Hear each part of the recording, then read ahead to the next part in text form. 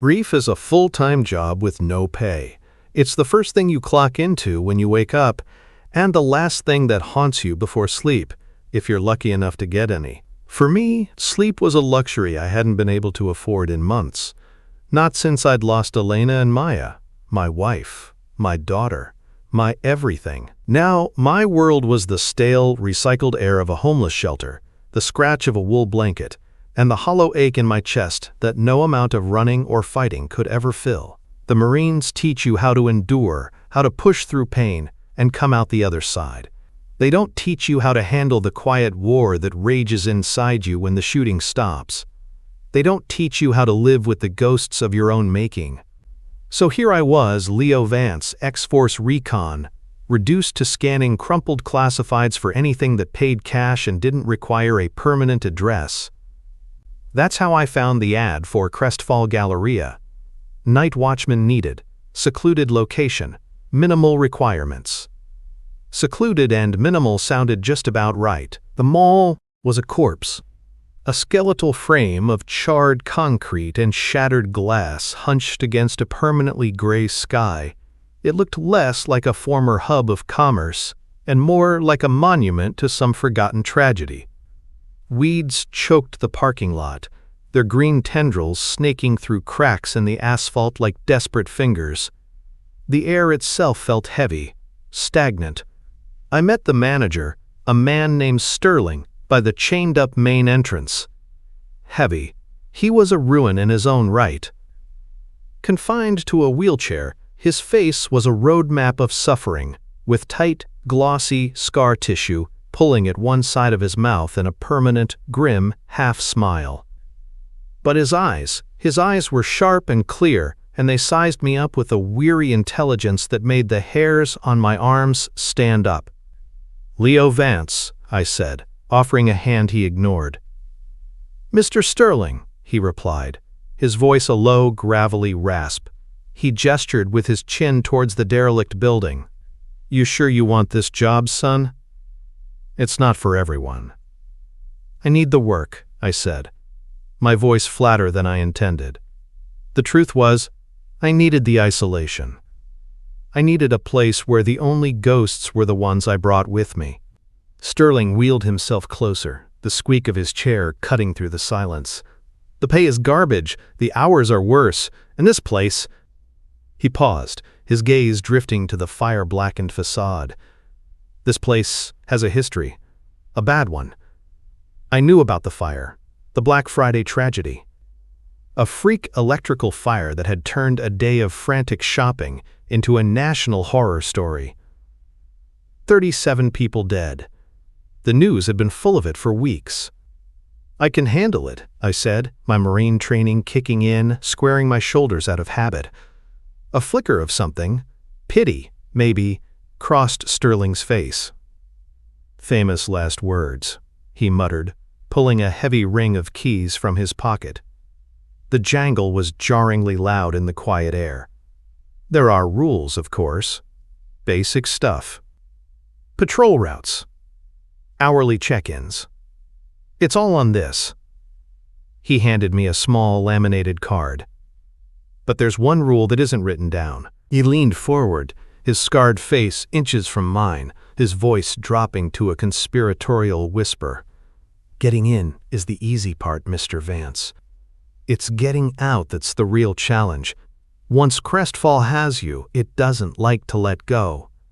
The warning was absurd, the kind of thing you'd say to spook a teenager.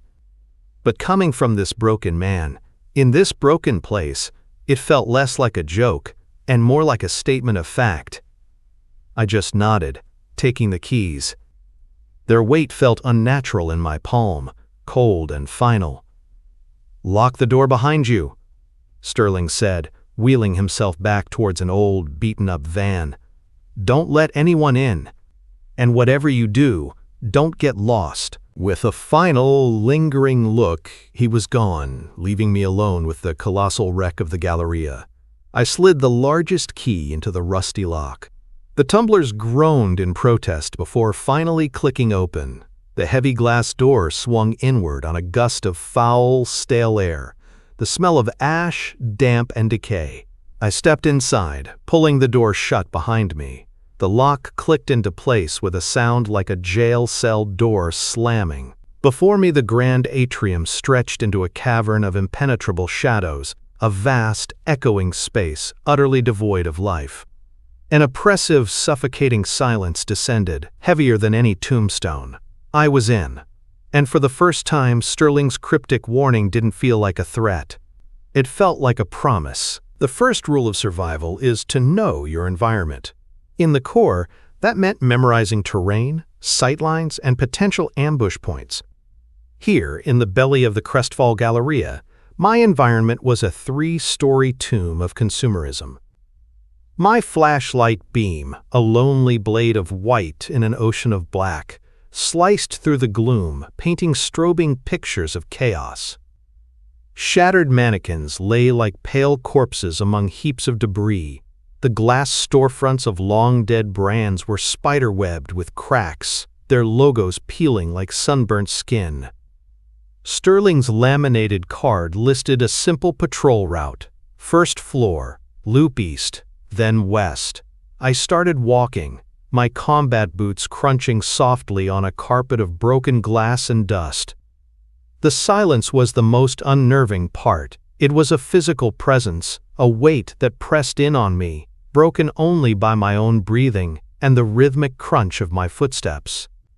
And then I noticed it, a low, persistent hum. It wasn't the buzz of a generator or the groan of an old HVAC system. This was different. It was a sub-bass frequency that seemed to exist just at the edge of hearing, a vibration I felt more in my sternum than in my ears. I stopped, tilting my head, trying to place it. The sound was everywhere and nowhere at once, a constant, low-level thrum that felt ancient and wrong. I dismissed it as old wiring, a building settling into its grave. You can rationalize anything when the alternative is too terrifying to consider. My patrol route led me toward the heart of the first floor, the food court. The stench hit me first. The sour, greasy smell of old fryers mixed with the sweet, cloying odor of burnt plastic.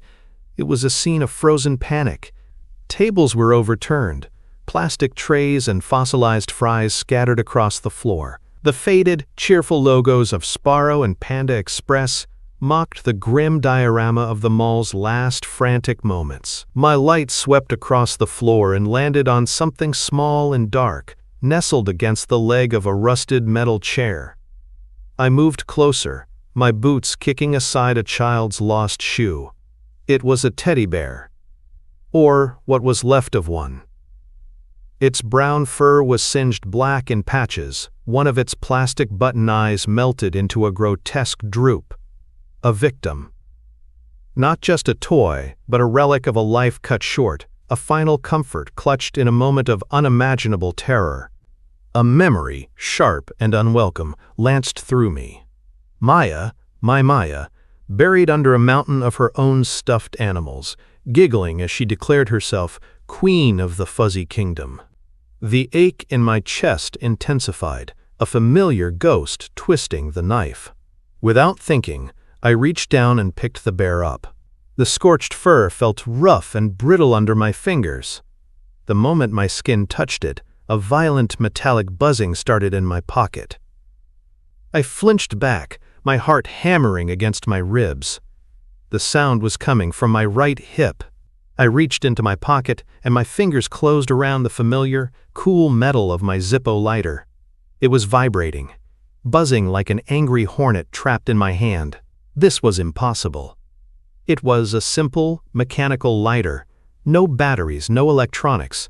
It was a gift from Elena. So you can always find your way back to the light, she joked, the last Christmas before everything went dark. I stared at it in my palm, the silver case trembling under the beam of my flashlight. The hum in the air seemed to swell in pitch, focusing on me, on the lighter in my hand. My training screamed at me, threat assessment, tactical response, but my mind was a blank wall of disbelief. What was happening? And then, through the buzzing of the lighter and the low thrum of the mall, a third sound emerged. It was a whisper. It was as clear as if the speaker were standing right beside my ear, a soft, innocent breath of a sound that cut through the years of grief and hollow silence. A sound I knew better than my own heartbeat, a sound that couldn't possibly exist. "Daddy!" It was the unmistakable voice of my dead daughter. Time freezes. My training, my discipline, every instinct honed over years of service screamed at me. Auditory hallucination, a symptom of stress, grief, and exhaustion. The human mind is a fragile thing, and mine was already shattered. But my heart, the treacherous, aching part of me that still belonged to a little girl with bright eyes and a missing front tooth, whispered a different, more dangerous truth. It's her. Maya? The name left my lips as a choked gasp, a prayer I hadn't realized I was holding. The buzzing in my hand intensified, the Zippo now a frantic, captured thing. It was warm, getting warmer.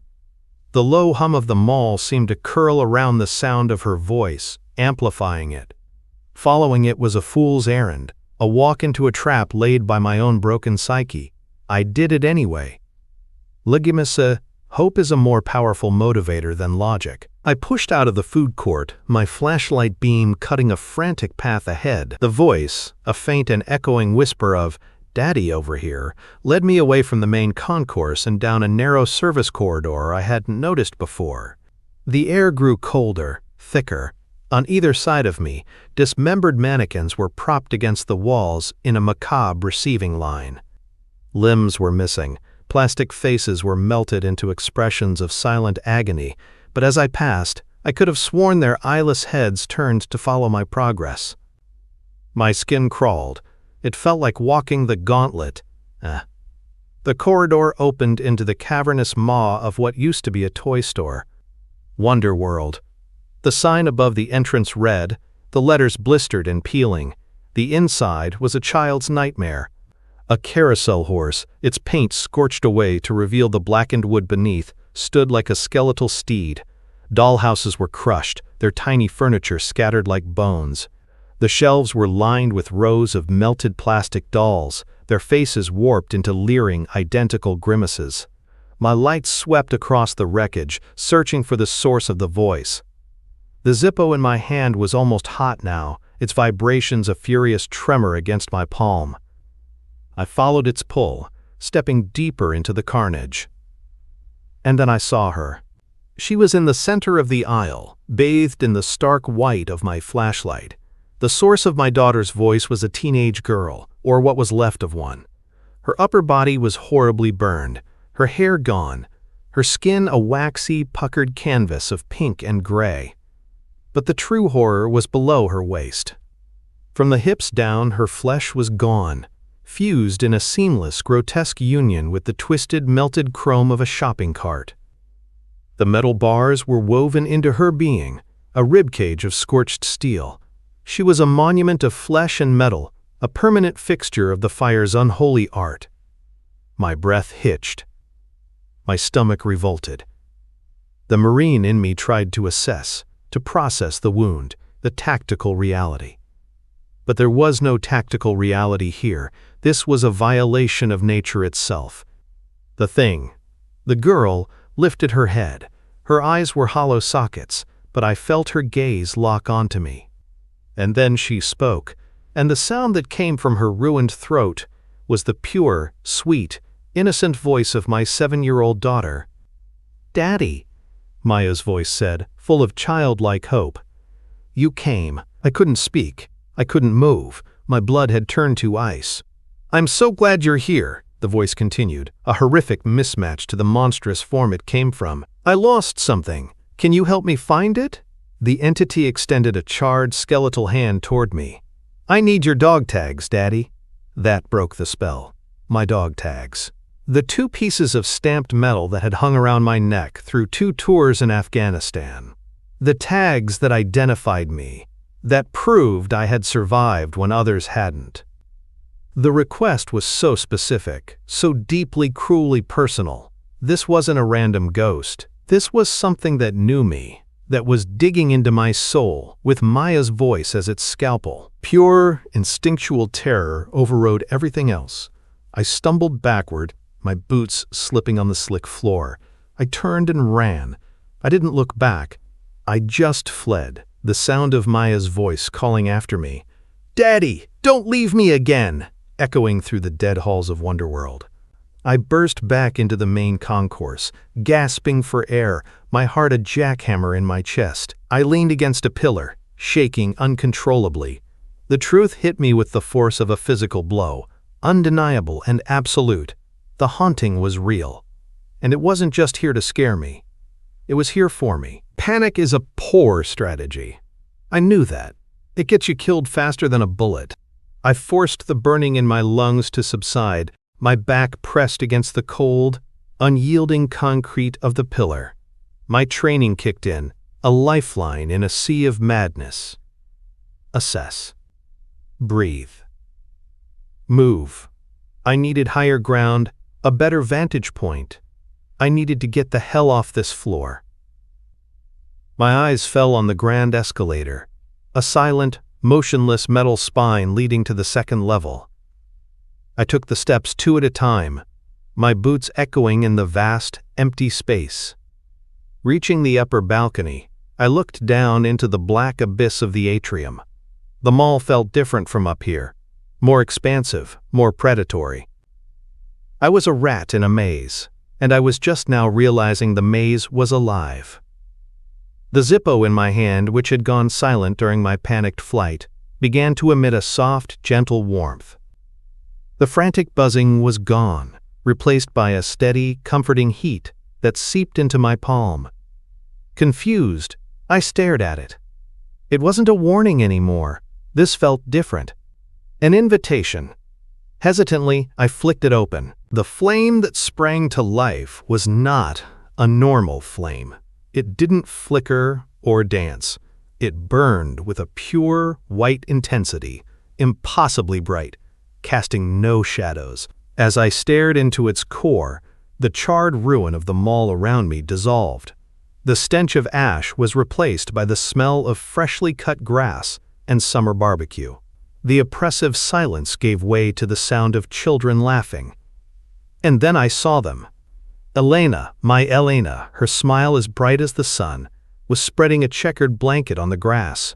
She looked up at me, her eyes full of a love so profound it made my soul ache. And running towards me, her pigtails flying behind her, was Maya. She was 7 again, a gap where her front tooth used to be, her arms outstretched. "Daddy, you're it," she squealed with delight. It was a memory. The last perfect day we'd had. A picnic in the park, a month before the accident. It was so real, so vivid. I could almost feel the warmth of the sun on my skin, taste the sweet lemonade Elena had made. Tears streamed down my face, hot and silent. I reached out, my fingers trembling, wanting nothing more than to touch them, to hold them one last time. And just as my fingers brushed the edge of the vision, it shattered. The park vanished, the laughter died. I was back in the cold, dark rot of the Crestfall Galleria, my hand outstretched to nothing but empty air. The Zippo's flame died, leaving me in darkness, the beautiful lie ripped away, leaving the ugly truth behind. The pain was worse than any horror the mall could conjure. A soft, squeaking sound cut through my grief. I spun around, flashlight up, heart seizing in my chest. Not 10 feet away, shrouded in the shadows, sat Mr. Sterling in his wheelchair.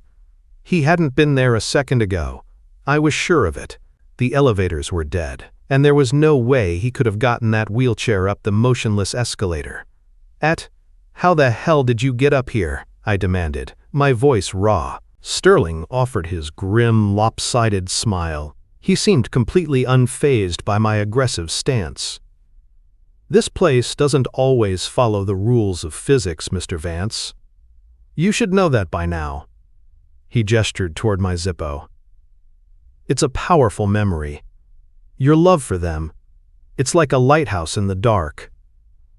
"What are you talking about? What was that thing in the toy store?" "You think this is a haunting, don't you?" he said, his voice low and serious. "Ghosts rattling chains. It's not that simple. The Black Friday fire. It didn't just burn things. It burned a hole, a tear in the fabric of reality. He wheeled himself a little closer, the sound echoing unnervingly. There were 37 victims that day. They didn't just die. They slipped through the cracks, caught between our world and something else. I call them the drifters. They're lost souls, trapped in the static between stations. It sounded like the ravings of a lunatic, but after what I'd seen, I listened. They can't communicate on their own, Sterling continued, his gaze intense. They're fragmented, broken, so they reach for the nearest, strongest signal they can find. And right now, Mr. Vance, that's you, that girl in the toy store. She wasn't speaking with your daughter's voice. She was using it. They latch onto your memories, your grief, your love. It's the only language they can speak. It's why she asked for your dog tags. She was using a piece of your soul to try and talk to you. The truth of his words hit me like a physical blow. The haunting wasn't random. It was parasitic, personal. How do I survive this? I asked, the question feeling impossibly small.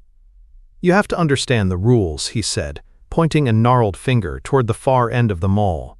The frequency is stronger in certain places. Bleed-throughs are more common. You need to face them, but on your terms. The old cinema, down that hall. It's a place of powerful projections. Go there, see what they're trying to show you, learn their language. It's the only way you'll make it to dawn. Trusting the words of a scarred man who appears and disappears at will felt like a new kind of insanity, but it was the only lead I had. Sterling's advice, learn their language, echoed in my head as I made my way toward the west wing of the second floor. The cinema multiplex loomed at the end of a long corridor, its once vibrant entrance now a sad, faded relic. Torn posters for movies that had premiered and vanished years ago hung in their frames like flayed skin. The velvet ropes, meant to guide eager crowds, lay on the dusty carpet like dead, red snakes. I pushed on one of the heavy doors. It groaned open on protesting hinges, releasing a wave of air that smelled of stale popcorn, mildew, and the faint, chemical tang of burnt film. The lobby was a wasteland of overturned popcorn machines and scattered ticket stubs. I walked past the dead concession stand and into the largest theater, Theater 1. The darkness in here was absolute, a thick, palpable blackness that my flashlight seemed to struggle against. Row upon row of empty seats receded into the gloom like crooked teeth. Nile, I stood in the aisle, my light fixed on the vast, blank movie screen. The hum was back, stronger here, resonating in the cavernous space.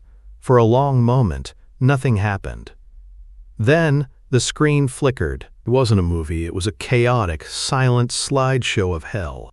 Jagged images of the Black Friday fire flashed across the screen, a burst of orange flame engulfing a storefront, the frantic silhouette of a person running, a close-up on a child's abandoned doll melting on the floor. There was no sound, just a frantic, disjointed montage of the mall's final moments of agony. This was its memory, its trauma, projected for me to see. It was the mall's way of showing me its wound. Then, the images began to shift. The orange of the fire bled into the ochre and tan of a sun-scorched desert. The crackle of flames was replaced by the low drone of a Humvee engine and the crunch of tires on sand. The air in the theater grew hot, dry. I wasn't in Crestfall Galleria anymore. I was back in the Korangal Valley, Afghanistan. The memory was so vivid it stole my breath. I was in the passenger seat of the lead Humvee. Driving was Corporal Rizzo, a wisecracking kid from Chicago who could quote Shakespeare and field strip a rifle with equal ease. In the back, PFC's Miller and Chen were arguing about the Bulls. It was a mundane moment, one of 1,000 just like it, a moment of brotherhood, of life, under a relentless sun. The laughter, the smell of diesel and dust, the weight of my rifle across my lap, it was all real. Then came the part my mind replayed every single night, the fork in the dusty road. My call. Take the left path, Rizzo, it looks clearer. My call. My mistake. The memory fast-forwarded with brutal speed, the flash of light, the deafening roar that was swallowed by an even more deafening silence. The world turning upside down. The white-hot pain, the ringing in my ears that slowly faded, replaced by the horrifying absence of the laughter that had filled the Humvee only seconds before. I was the only one they pulled from the wreckage alive. Survivor's guilt wasn't a strong enough term. It was a cancer of the soul. The dust of the memory settled, and the Afghan heat receded.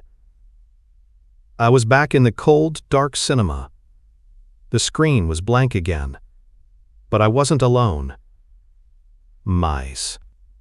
Standing at the front of the theater where the screen had been was a figure.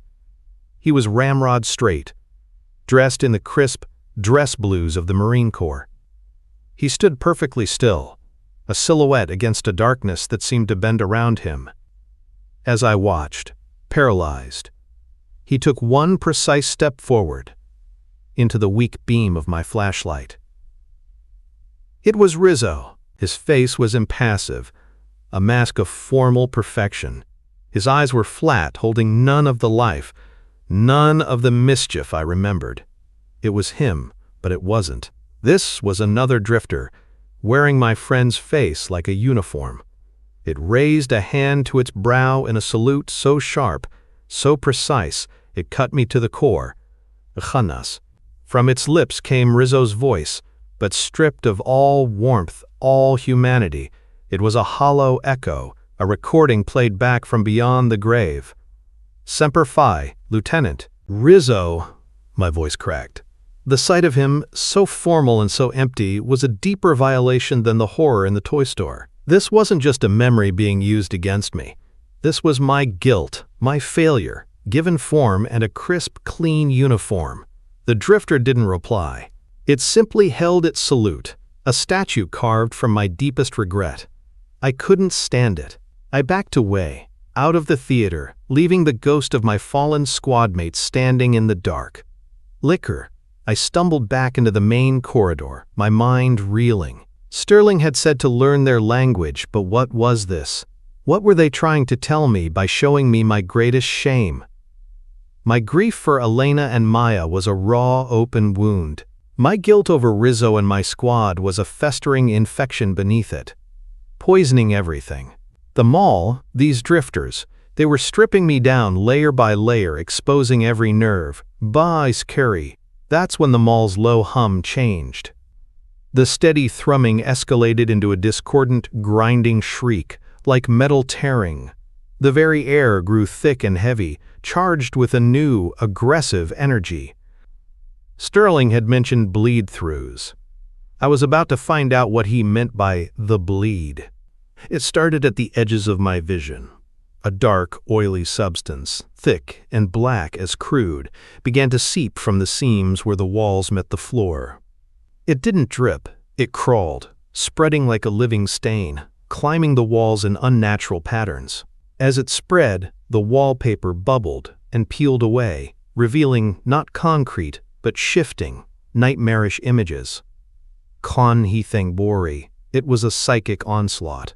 I saw the twisted wreckage of my family's car, the flashing lights of emergency vehicles painting the rain-slicked road red and blue. I saw the sterile white of a hospital waiting room, the doctor's mouth moving but forming no words I could comprehend. I saw the two small, closed caskets. The images swirled and pulsed in the black ooze, memories I spent every waking moment trying to suppress, now plastered on the walls around me like a gallery of my personal hell. From the largest patch of this bleeding oil, a shape began to coalesce. It was pure shadow, a humanoid form without features, its edges indistinct and smoky. It unfolded itself from the wall, a creature of pure malice, and the air grew deathly cold. It didn't speak with a voice I knew, but with a chorus of them, the accusing whispers of doctors, the pitying tones of friends, the hollow echo of my own self-loathing. Failure, the whispers hissed, a serpent's breath in the cavernous hall. You weren't there for them. You survived when your men didn't. You are the one who walks away. Always. The shadow creature lunged, its form stretching, its arm elongating into a sharp obsidian claw aimed directly at my chest. I threw myself back, my training screaming at me to engage, but how do you fight a shadow? How do you shoot a memory?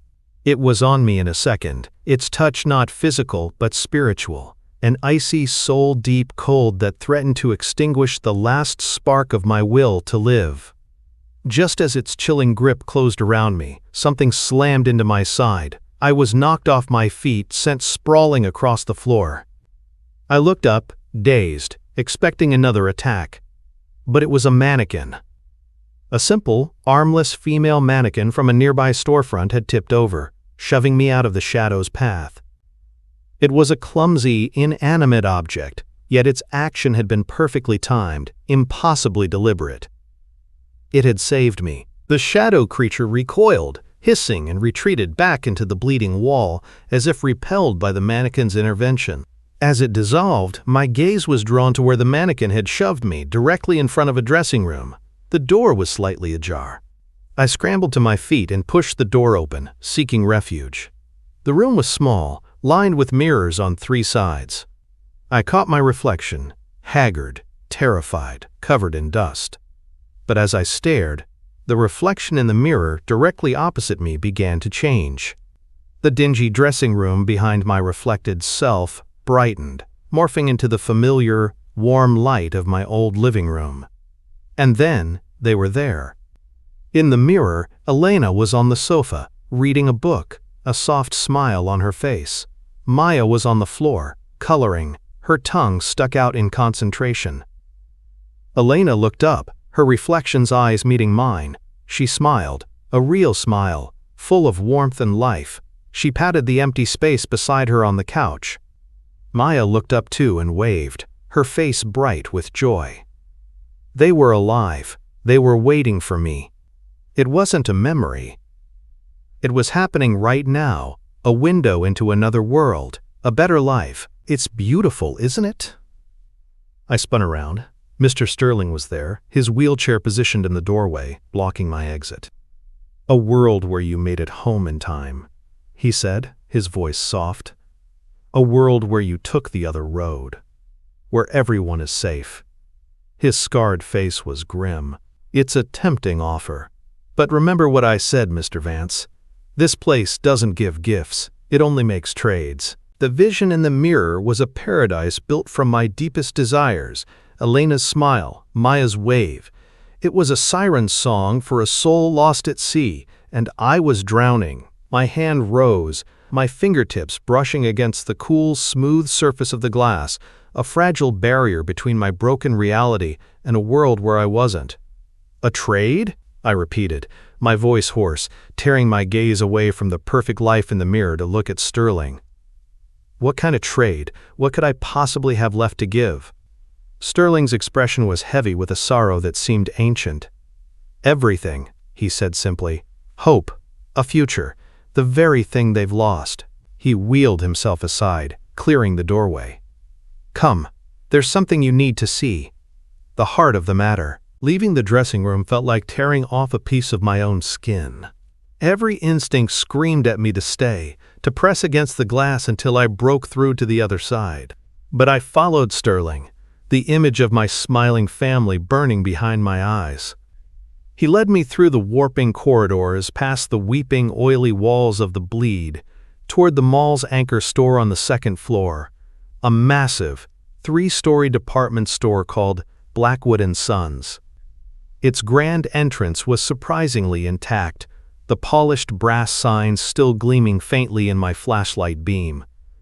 This part of the mall felt different. The aggressive, chaotic energy of the Bleed subsided, replaced by the same powerful, low-frequency hum I'd felt when I first entered, only now it was 100 times stronger. It was like standing next to a massive, invisible engine. "This is the source," Sterling said, stopping his wheelchair just outside the entrance. "The epicenter of the fire. The place where the reality tore. The frequency that holds them here is strongest inside. This is their nexus." "What am I supposed to do?" I asked, looking from the dark maw of the department store back to him. "They've shown you their pain," he explained, his voice grave. "They've shown you your own. Now they're going to show you their plan. They've brought you here for a reason, Leo. You're not just a victim of this haunting. You're a component. Your grief, your energy, your connection to loss, it makes you a key." He looked at me, his sharp eyes filled with a strange mix of pity and expectation. "This is your trial. From here, you go on alone." Before I could ask another question, he turned his wheelchair and disappeared back into the shadows, as silently as he had arrived, leaving me alone before the yawning darkness of Blackwood and Sons. Taking a deep breath, I stepped inside. The air was thick and cold, and the hum vibrated through the soles of my boots, a physical force that made my teeth ache. This was the heart of the frequency, and I could feel it pulling at me, resonating with the hollow spaces inside my soul. The cavernous room was filled with silent checkout counters and racks of burnt clothing that crumbled to ash as I passed. Then I saw him, standing in the center of the main floor, waiting for me. It was the Rizzo Drifter. He wasn't in his dress blues anymore. He was wearing the same desert fatigues he'd died in, complete with the dust and grime of the Korengal Valley. He looked solid, more real than before. As I approached, he didn't salute, he just watched me, his expression unreadable. Me. When he spoke, it was still Rizzo's voice, but the hollow echo was gone. It was clearer now, as if the concentrated energy in this place gave him more strength. "Wunwa. You saw the other side, Lieutenant," he stated. It wasn't a question. "The world in the mirror. Your family. Safe. Happy." I just nodded, unable to speak. "We can give that to you," he said, his voice direct, matter of fact, like he was explaining a mission briefing. "We've been trapped here for years, drifting in the static, reliving our last moments over and over. But we've learned. We've gathered what little energy we have. All 37 of us." He took a step closer, and for the first time, I saw a flicker of something in his eyes. Not Rizzo's spark, but a desperate, collective longing. "Your grief, Lieutenant. It's potent. It's an anchor. We can use it, combined with our own energy, to do more than just open a window. We can tear open a permanent rift. A doorway. We can send you through to them." The proposition hung in the air, monstrous and beautiful. To have it all back. To erase the accident, the funeral, the years of empty, aching guilt. "What's the price?" I managed to ask, my own voice sounding distant. Sterling's word echoed in my mind. "It only makes trades." The Rizzo Drifter's gaze held mine. "The price is us. To open a door that size will take everything we have, all 37 souls. We will exhaust our connection to whatever comes next. We will be anchored to this place, to this frequency, forever. No peace, no moving on. We will become nothing more than the ghosts of this mall, our energy spent." He paused, letting the weight of his words sink in. "We will be trapped here for eternity. But you will be free. You will be home." The air in the department store crackled, the hum escalating to a deafening roar. The choice laid before me was a clean, sharp blade pressed against the throat of my soul, their eternal damnation for my salvation. It was the ultimate selfish act, a temptation so powerful it felt like a physical force, pulling me forward. The Rizzo Drifter watched me, his face a neutral mask, but I could feel the desperate, silent plea of the 36 other souls behind him, their collective hope pinned on my decision. "Where?" I asked, my voice barely a whisper. "How?" Without a word, Rizzo turned and led me deeper into the store, toward the back offices. As we walked, the reality of the mall began to collapse around us. The shelves of burnt merchandise flickered and dissolved into static. The walls shimmered, revealing glimpses of other places. Other times, the fiery chaos of the Black Friday sale, the dusty plains of Afghanistan, the quiet suburban street where my family had lived. The mall was pouring all its energy, all its fractured memories, into this single final act. We arrived at the security office, a small, glass-walled room at the back of the store. This was the nerve center. Inside, the air itself was visibly distorted, shimmering and warping like a heat haze. In the center of the room, hanging in the space above the main console, was the rift. It wasn't a door of light, but a vortex of pure, beautiful reality. A swirling, pulsing window about the size of a doorway, and through it, I saw home. My living room. The warm glow of the lamps. The familiar pattern of the wallpaper. And standing there, just on the other side of the shimmering portal, were Elena and Maya. They weren't a memory. They were real, solid, breathing. Elena's face was filled with a love that reached across the dimensional tier and wrapped around my heart. Maya, my sweet Maya, was holding her teddy bear, a whole perfect one, and she was smiling, her arms outstretched. "Daddy," her voice called, clear and true, not a mimicry but the genuine article. "You're here. We've been waiting for you." "Come home, Leo," Elena said, her voice soft and full of tears. "It's over. Just come home." Every fiber of my being screamed to take that final step, to leave the burnt-out shell of Leo Vance behind and walk back into the life that had been stolen from me. The 37 drifters, who were they to me? Strangers. Casualties of a tragedy I had no part in. My squad was gone. My family was waiting. What greater duty did I have than to them? I took a step forward, my hand outstretched, my fingers tingling as they neared the rift's edge. I could almost feel the warmth of my living room. This was redemption. This was my reward for all the suffering.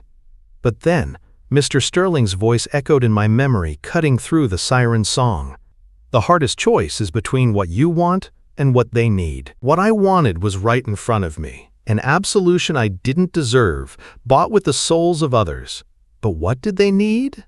The girl fused to the shopping cart. The silent, saluting ghost of my friend.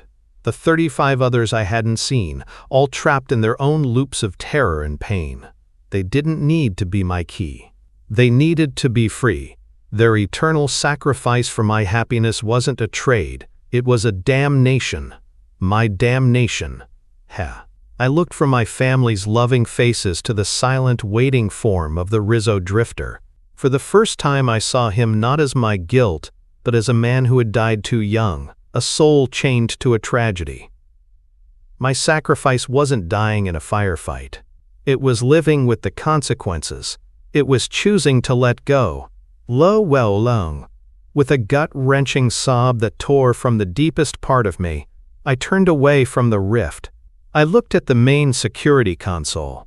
A small, old-fashioned microphone for the mall's PA system sat on its surface, a single red on-air light glowing ominously. The source of the frequency. Their anchor. "I'm sorry," I whispered to the vision of my wife and daughter. "I love you." Then I acted.